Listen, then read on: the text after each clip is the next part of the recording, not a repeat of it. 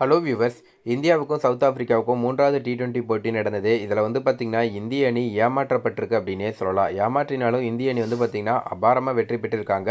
அதாவது ஒன்றும் கிடையாதுங்க, அம்பையர் தான் அது என்ன நடந்தது அப்படிங்கிறத பற்றியும், அது மட்டும் இல்லாமல் பார்த்திங்கன்னா இன்னொரு முக்கியமான ஒரு விஷயம் என்ன அப்படிங்கிறத பற்றியும் தான் இந்த வீடியோவில் முழுசாக பார்த்து தெரிஞ்சுக்க போகிறோம். அதுக்கு முன்னாடி நம்ம சேனலை நீங்கள் இன்னும் சப்ஸ்கிரைப் பண்ணலன்னா மறக்காமல் சப்ஸ்கிரைப் பண்ணிக்கோங்க. அப்படியே அந்த பெல் பட்டனையும் ப்ரெஸ் பண்ணிக்கோங்க. முதல்ல பார்த்திங்கன்னா நேற்றைய போட்டியில் பொறுத்த வரைக்கும் 3வது T20 அப்படின்னே சொல்லலாம். இந்த T20யில் இந்திய அணி எப்படியாவது வெற்றி பெற்றே ஆக வேண்டிய கட்டாயத்தில் இருந்தாங்க. காரணம் என்னன்னா, நம்ம வெற்றி பெற்றால் மட்டும்தான் தொடர சமனாவது செய்ய முடியும். ஏன்னா 3 T20 சொல்லியிருந்தாங்க. இதில் முதல் போட்டி ரத்தாயிடுச்சு மழையால். 2வது போட்டியில் அவங்க வெற்றி பெற்றுட்டாங்க. 3வது போட்டியில் இப்போ நாம் வெற்றி பெற்றதுனால சமனாயிடுச்சு அப்படின்னே சொல்லலாம். சரி, ஓகே. அப்படி என்ன தான் ஏமாற்றிட்டாங்க நம்மளே அப்படின்னு பார்த்தீங்கன்னா, ஜடேஜா பந்து வீச்சில் தென்னாப்பிரிக்கா வீரர் டேவிட் மில்லர் எட்ஜ் ஆகி கேட்ச் பிடிக்கப்பட்ட போது அம்பையர் பார்த்தீங்கன்னா அவுட் தர மறுத்துட்டாங்க. ஸோ நீங்கள் இதை பார்த்துருப்பீங்க அப்படிங்கிற மாதிரி நினைக்கிறோம். ஸோ அப்போது தொழில்நுட்ப கோளாறு காரணமாக ரிவ்யூ கேட்க முடியாத நிலை ஏற்பட்டது அப்படின்னே சொல்லலாம். அம்பையர் மற்றும் பந்தை எட்ஜ் செய்த டேவிட் மில்லர் இருவரும் சேர்ந்து இந்திய அணிக்கு விக்கெட் கிடைக்காமல் செய்தனர். பந்து பேட்டில் பட்டு எட்ஜானால் பேட்ஸ்மேனுக்கு குறைந்தபட்சம் பந்து பேட்டில் பட்டதா என்ற சந்தேகமாவது இருக்கும்.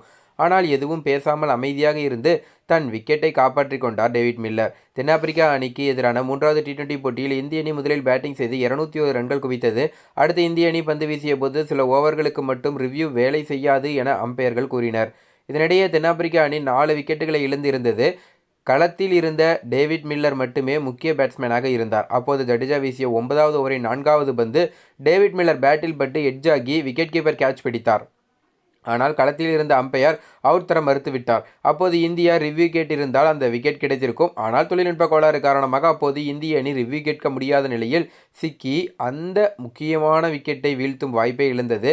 டேவிட் மில்லரும் கூட பந்து எட்ஜாகி இருந்தாலும் ஒன்றும் தெரியாதது போல நின்று விட்டார். அதற்கு அடுத்த ஓவரில் இருந்து ரிவ்யூ பார்க்க வேண்டிய தொழில்நுட்பம் மீண்டும் வேலை செய்வதாக அம்பையர் அறிவித்தது தான் இதில் ஒரு மிகவும் கொடுமையான ஒரு விஷயம். இருந்தாலும் பார்த்திங்கன்னா இது ஒரு பெரிய விஷயமாகல. காரணம் என்ன அப்படின்னு கேட்டிங்கன்னா, நேற்றைய போட்டியிலே இந்தியாவே வெற்றி பெற்றுட்டாங்க. அந்த அளவுக்கு பார்த்திங்கன்னா பெருசாக அவங்க யாரும் நல்லா ஸ்கோர் பண்ணல அப்படின்னே சொல்லலாம். மேபி ஒரு வேளை அவங்க மேக்ஸ்வெல் போல் நம்ம இதில் பார்த்தோம்ல உலகக்கோப்பையில் மேக்ஸ்வெல் போல் நின்று தனியாளாக மில்லர் அடிச்சிருந்தாருன்னா ஒரு வேளை இது பார்த்திங்கன்னா ஒரு பெரிய விஷயமா பேசப்பட்டிருக்கும் அப்படின்னே சொல்லலாம். பட் இந்த மாதிரி விஷயங்கள் இருக்கக்கூடாது அப்படிங்கிறது தான் பார்த்திங்கன்னா பலரோட விஷயமாகவே பார்க்கப்படுது. ஸோ இந்தியா அந்த ஒரு விக்கெட் விஷயத்தில் ஏமாற்றப்பட்டாலும் இந்த போட்டியை 106 ரன்கள் வித்தியாசத்தில் வெற்றி பெற்றிருக்கு.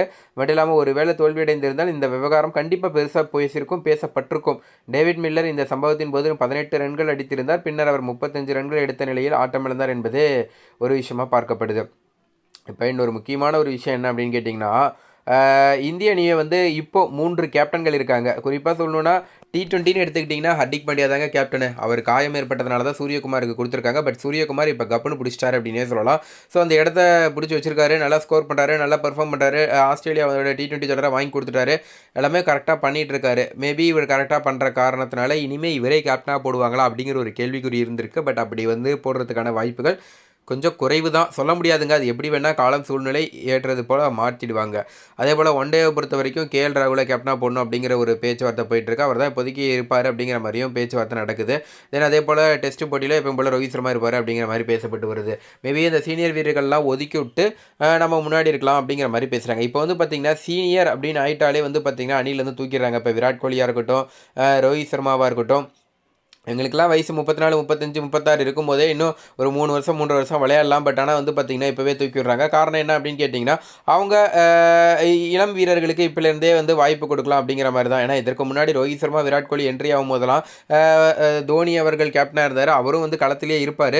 பட் கேப்டனை தூக்கி சின்ன பசங்களாக இருந்த விராட் கோலி கொடுத்தாங்க. அப்போ தோனி களத்தில் தான் இருந்தார். அந்த அதுக்கு முன்னாடி சச்சின் அவர்கள் இருக்கும்போது தோனிக்கு தான் கேப்டன் கொடுத்தாங்க. பட் அது காலமாக எல்லாருக்கும் அப்படி தான் போயிட்டுருக்கோம். ஸோ சீனியர் என்ற ஈகோ பார்த்திங்கன்னா சிங்க நம்பாமல் ஜடேஜா செய்த செயல் தான் இப்போ பார்த்திங்கன்னா ஒரு விஷயமாக பேசப்பட்டு வருது. ஸோ இதில் என்ன அப்படிங்கிறத ரொம்ப சின்னதாக பார்த்து தெரிஞ்சுக்கலாம் வாங்க.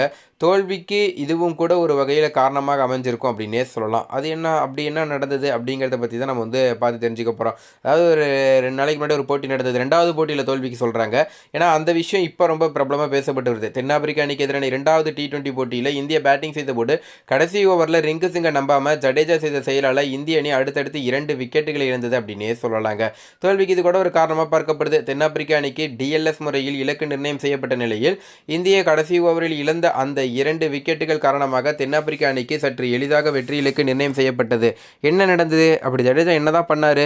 அந்த 2வது போட்டியில் வந்து பார்த்தீங்கன்னா இந்தியா முதலில் பேட்டிங் செய்தது. இந்திய அணியின் துவக்க வீரர்கள் டக் அவுட் ஆனார்கள். 3ஆம் வரிசையில் இறங்கிய திலக் வர்மா 20 பந்துகளில் 29 ரன்கள் எடுத்து 5.5 ஓவரில் ஆட்டமிழந்தார். பவர் பிளே ஓவர் முடியும் முன்பே ரிங்கு சிங் பேட்டிங் செய்ய களமிறங்கினார். சூரியகுமார் யாதவ் ரிங்கு சிங் ஜோடி அபாரமாக அதிரடி ஆட்டம் ஆடியது. சூரியகுமார் 56 ரன்கள் எடுத்து ஆட்டமிழந்தார். அதன்பின் ஜிதேஷ் சர்மா 1 ரன்னில் வெளியேறினார். 7ஆம் வரிசையில் மூத்த வீரர் ரவீந்திர ஜடேஜா களமிறங்கினார்.